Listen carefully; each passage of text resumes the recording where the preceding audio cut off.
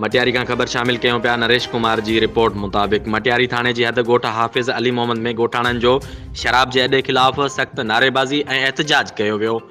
शेराज अली ॾेथो जी अॻवानी में एहतजाज कंदड़ इब्राहिम ॾेथो, मुर्तज़ा ॾेथो, इस्माइल ॾेथो, रमज़ान खोसो, हुसैन ॾेथो, शौकत ॾेथो, नवाज़ अली खोखर, शेर ॾेथो, फ़ौजी ॾेथो ऐं उन खां अलावा मुख़्तलिफ़ बिरादरी जे माण्हुनि जी शिरकत। SSP मटियारी नूरुल हक़ रिंद खे असां 23 तारीख़ ते दरख़्वास्त कई त ॻोठ मां शराब समेत मंशात ख़त्म कराई वञे, पर SSP मटियारी शायदि मंशात फ़रोशनि जे साम्हूं बेवस बणियल आहे, जंहिं करे को बि अमल नथो कयो वञे। हुननि एहतजाज कंदे चयो त असां मुतालबो था करियूं DIG हैदराबाद खां त मटियारी थाणे जी हद में हलंदड़ शराब जे अॾे ते फौरी तौर ते एक्शन खयो वञे ऐं शराब हलाईंदड़ खे गिरफ़्तार कयो वञे।